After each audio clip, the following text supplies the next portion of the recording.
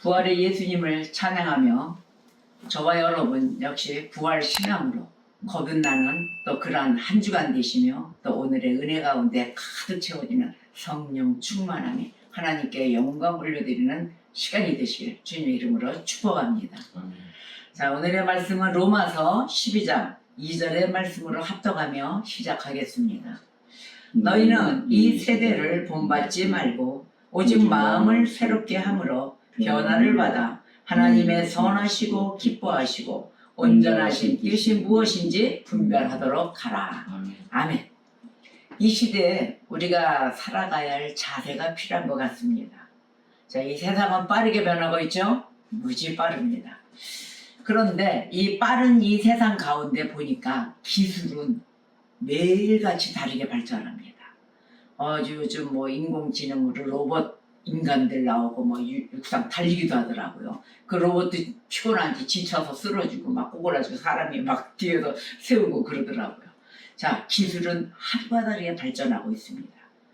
그 속에서 사람들은 바쁘게 살아가고 있죠. 그런데 이 진실과 거짓이 섞인 정보가 또 넘나듭니다. 가짜뉴스 막 이러잖아요. 그러다 보니까 사람들이 무엇이 가짜뉴스인지도 모릅니다. 가짜를 보고 진짜라고 그러고 진짜를 보고 가짜뉴스라고 그럽니다. 우리는 이러한 시대 속에 살고 있습니다. 자, 그러면 이런 위험한 시대, 진리가 가려지지 않는 이런 시대일수록 우리들은 믿는 자들입니다. 저와 여러분은 믿는 자로서 우리가 어떤 자세로 살아가야 할 것인가, 이것을 깊이 고심해야 되며 고민해야 될 시간인 것입니다. 자, 그러면 오늘 로마서 12장의 말씀을 보면 사도 바울이 이렇게 이야기합니다. 구원 얻는 자는 성도의 영적 예배, 즉 우리의 영혼과 전인격을 포함한 예배를 말합니다. 그 예배를 뜻하는 삶의 제사를 드리며 살아가라, 이게 권면합니다. 1절을 볼까요? 그러므로 형제들아, 내가 하나님의 모든 자비하심으로 너희를 권하노니 너희 몸을 하나님이 기뻐하시는 거룩한 산 제물로 드리라. 이는 너희가 드릴 영적 예배니라. 아멘. 이 구약에서는 자신의 온몸을 제물로 바쳤습니다. 그러듯이 성도는 생활의 전 부분을 예배하는 자세로 살아야 합니다. 그러하기 위해서는 우리가 갖춰야 할 것이 있죠. 우리의 심령 가운데 또 우리의 생활 습관 가운데 이 믿는 자들은 살아가는 자세가 다릅니다. 첫째로 우리는 진리 위에 굳게 서야 합니다. 진리. 그런데 이 진리를 여러분들이 예배 와서 목사님들의 이야기로 말로 또 누가 좀 먼저 배운 자들 전도사 뭐 이렇게 해서 통해서 말씀을 듣잖아요. 여기서 그치면 안 됩니다. 여러분 필수적으로 성경을 읽으셔야 합니다. 또 강조드립니다. 성경 필수 정독하기 읽으셔야 됩니다. 또 어떤 분들은 막 은혜가 또 막 담은 필사도 하세요. 너무 좋아요. 정독, 정필독 너무 좋습니다. 이거 꼭 지키셔야 됩니다. 그래야 우리가 진리 위에 굳게 설 수가 있습니다. 하루아침에 서지 못하죠. 이게 다 쌓이고 쌓여야 되겠죠. 자, 이 세상은 왜 진리 위에 서야 되는가 이유가 있어요. 세상은 끊임없이 기준을 바꿉니다. 기준점이 매일 바뀌어져요. 자기 기분대로, 내키는 대로. 그러나 하나님의 말씀은 예전이나 지금이나 앞으로나 변하지 않습니다.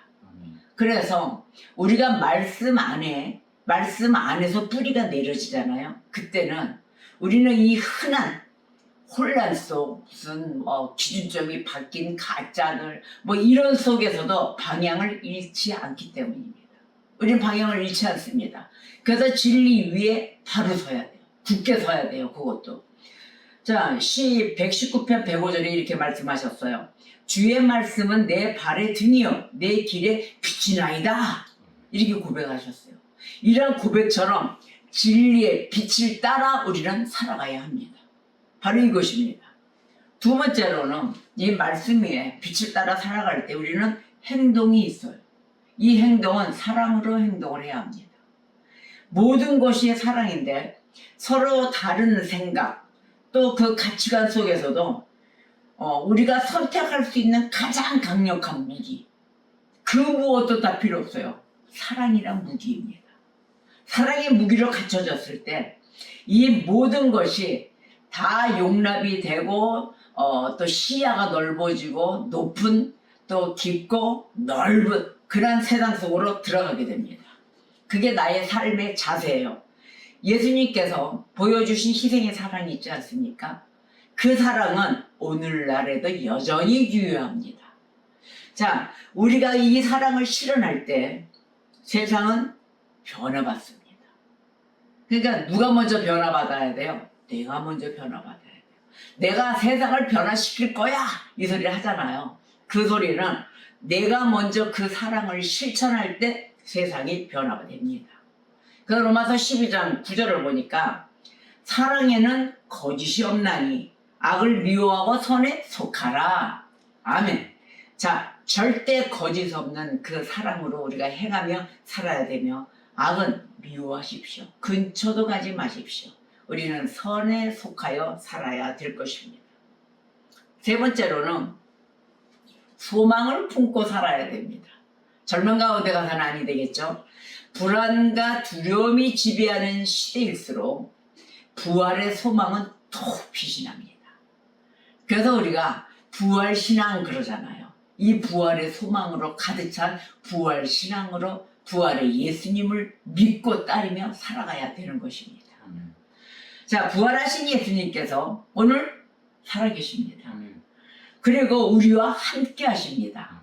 아멘입니다. 바로 이 믿음은 어떤 상황에서도 흔들리지 않는 그러한 위치와 환경 속에 절대적인 힘이 되는 것입니다. 우리의 힘입니다.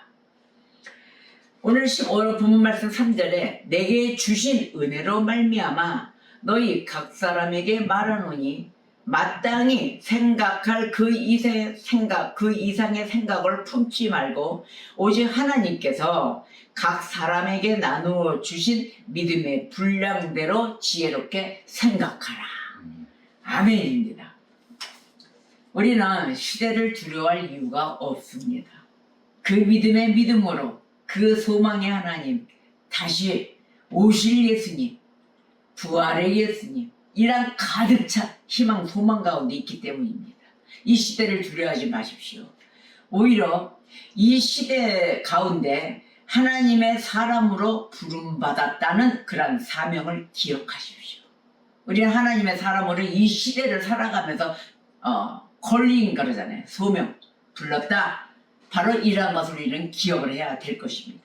그래서 사명 감당을 하며 살아가야 되는데 그 자세 가운데는 겸손하셔야 됩니다. 절대 교만해서는 안 되며 그리고 강하고 담대하게 살아가십시오. 바로 이것입니다. 지금이 바로 이때입니다. 믿음의 빛, 이것을 더욱 밝혀야 할 시간입니다. 우리는 믿음의 빛으로 달려나가며 어두운 곳이 곳곳 있는 데마다 그 믿음의 빛을 비춰줘야 되는 것입니다. 오늘 본문 말씀 2절을 읽었잖아요. 그 2절에서 너희는 이 세대를 본받지 말라 그랬습니다. 또 오직 마음을 새롭게 하라. 또 변화를 받아라. 자, 하나님의 선하시고 기뻐하시고 온전하신 뜻이 무엇인지 분별하라. 이렇게 이야기했습니다. 자, 그러면 세대를 본받지 말라. 이 말씀을 보면은 이 말씀은 분별의 자세를 이야기합니다. 이 세대를 본받지 말라 거듭 권면하십니다. 세상이 말하는 성공, 인기, 또 그 가치, 이것에 무비판적으로 휩쓸려서 살아가지 마라 이것입니다. 바로 이 뜻이에요. 그런데 우리는 세상 속에 있지만 어떻게 한다 그랬습니까? 세상에 속하지 않은 존재입니다. 우리가 이 땅을 밟고 살지만 이 세상 사람들이 살아가는 그 방법대로 살아가지 않는다는 뜻이에요. 존재가 아니다 할 때 나는 없다 이것이 아닙니다. 자, 살아가는데 여기서 따라야 될 것, 분별 없는 순응을 하지 말라입니다. 분별력 있는 믿음이 필요하다. 그래서 우리가 항상 분별력 있는 자세에 깨어 있어야 되는 것입니다. 요즘 사람들 보십시오. 내가 중심이 많잖아요. 나 중심. 또 나의 감정, 이 감정을 그냥 표출해요. 그리고 주장합니다. 자기 기준이 진리가 되어 있는 그러한 세상을 볼 수가 있습니다. 그러나 저와 여러분은 믿는 자들은 말씀을 기준 삼아 살아야 되는 것입니다. 그래서 옳고 그름을 분별하는데 하나님의 뜻에 따라 분별하시며 살아가야 될 것입니다. 이것이 가장 중요합니다.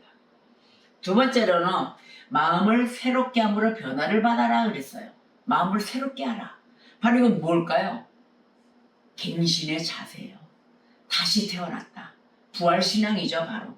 자, 여기서 마음을 새롭게 함으로 변화를 받아라. 이 말씀 속에는 단순히 생각을 바꾸는 것이 아닙니다. 삶 전체, 나의 삶 전체가 하나님 말씀으로 다시 세팅되는 거예요. 전신갑주를 입는 것이죠. 이렇게 해서 살아가라는 것을 말하는 것입니다. 그러면 이것을 해야 될 일, 매일의 말씀을 묵상하는 것입니다. 매일 말씀 한 구절에도, 그래서 제가 성경을 또 읽어야 된다 이 말씀을 하는 거예요. 자, 매일의 말씀을 묵상하고 기도해야 합니다. 그 기도로 우리의 생각과 감정을 정결하게 정화시키는 것이죠. 정결하게 하고 또 세상과 다른 방향으로 이 걸어가는 그런 용기를 가져야 되는 것입니다.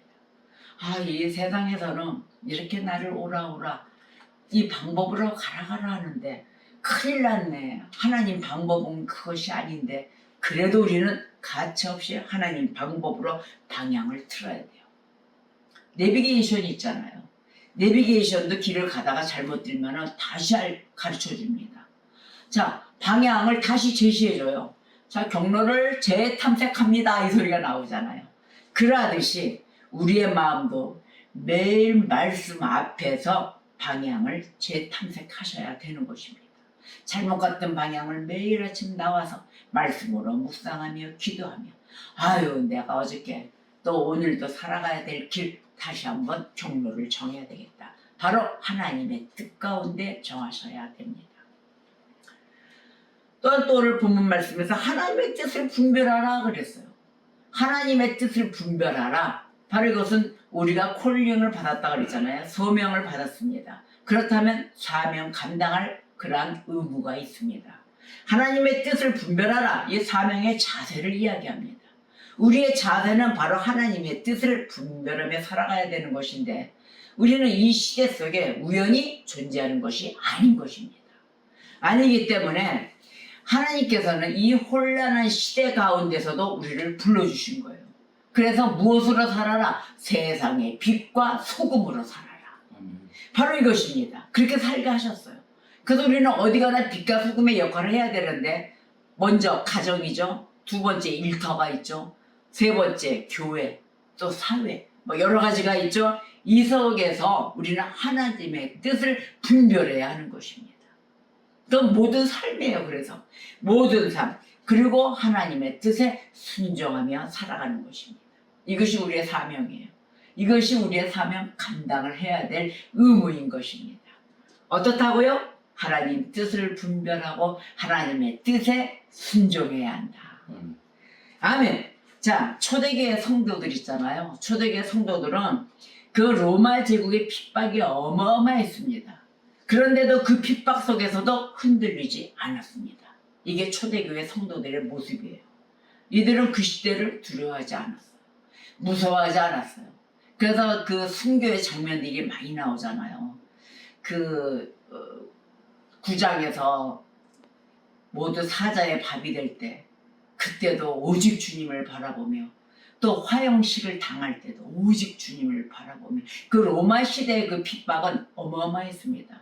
이 믿는 자들 그래서 순교자들이 많이 나왔어요. 선교자들이 많이 죽었습니다. 죽음을 당했습니다. 근데 그때를 보면은 그 두려움을 표출하지도 않고 오직 주님께 빛과 그 영광을 돌려가며 감사하게 환하게 웃으며 저들을 용서하여 주시옵소서라고 오히려 더 기도를 하며 하나님 곁에 갔다는 거예요. 바로 이러한 하나님 말씀에 순종하며 사명 감당한 그런 초대기의 성도들이 있습니다. 그러하듯이 하나님 나라를 선포하며 우리도 살아가야 되는 것입니다. 이들은 목숨을 다하여 하나님 나라를 선포하며 우리가 그 믿음의 자세를 본받아야 될 것입니다. 지금 저와 여러분의 믿음의 자세는 어떠합니까? 상당히 필요한 믿음의 자세인 것입니다. 이러한 것을 우리가 번복해가며 계속 말씀 속에 찾아가 볼 때 진정한 이 부활의 예수님, 그 예수님을 찬양할 때 내 마음에 부활의 신앙은 과연 자리 잡고 있는가 한번 내 자신에게 물어봐야 될 것입니다. 그래서 우리의 삶을 보면은 우리는 종종 죄 가운데 잠들어 있어요. 아예 푹 빠져 있어요. 너무 좋아하고 있는지 모르겠습니다. 세상의 유혹의 마음을 빼앗길 때도 많습니다. 이 영적인 민감함, 이 민감함을 잃은 채 우리가 습관적인 신앙생활에 혹시 젖어 있지는 않은지요.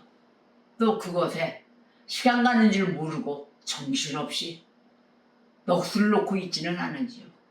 집 나간 정신 다시 찾아와야 됩니다. 깨어 있어야 될 때입니다. 사도 바울이 이야기합니다. 이제 깨어날 때이다. 지금 깨어날 때다. 하나님의 은혜는 이 죄인을 정죄하기보다 깨닫기 위해서 다가오십니다. 정죄가 우선이 아닙니다. 깨우쳐야 되니까, 다시 태어나야 되니까, 갱신해야 되니까. 그래서 하나님의 사랑은 우리를 일깨우는 힘이 있으십니다. 그 하나님 앞에 우리는 나아가야 되는데 오늘 로마서 12장 14절 15절의 말씀을 보겠습니다. 너희를 박해하는 자를 축복하라. 축복하고 저주하지 말라. 즐거워하는 자들과 함께 즐거워하고 우는 자들과 함께 울라. 아멘. 주님의 마음입니다. 정죄부터 안 하십니다. 우리는 먼저 사랑을 나누고 용서하고 저주할 자도 축복하라 하십니다. 왜? 원수는 하나님이 갚아주시기 때문입니다. 그래서 사랑하는 성도 여러분에게 항상 이야기를 합니다. 오늘의 본문 말씀에 이 시대는 분명히 쉽지 않다. 그러니 우리가 하나님 말씀 안에서 뿌리를 내리자. 그때 이 세상을 이길 힘을 우리는 얻게 된다. 이 말씀을 증거하십니다. 자, 분별의 자세, 갱신의 자세, 사명의 자세를 원했습니다. 이렇게 살아갈 때 우리는 시대를 바꾸는 믿음의 사람으로 채워질 것입니다. 그리고 반듯하게 하나님이 기쁨의 도구로 사용하실 것입니다. 자, 18절 말씀을 볼까요? 할 수 있거든 너희로서는 모든 사람과 더불어 화목하라. 할 수 있거든, 할 수 있죠. 그래서 모든 사람과 더불어 화목하라. 진정한 사랑을 끝까지 원하십니다. 예수님께서 이 땅에 오셔서 세상의 어둠을 밝히셨습니다. 그러듯이 이제는 우리가 그 빛을 들고 이 세상 속으로 나아가야 할 때인 것입니다. 지금이 그 시간입니다. 악에게 지지 말고 선으로 악을 이기라 하고 21절의 말씀에서 권하십니다. 이 시대 가운데 하나님의 사람으로 굳건히 서는 저와 여러분이 되시기를 주님의 이름으로 축복합니다. 기도하시겠습니다.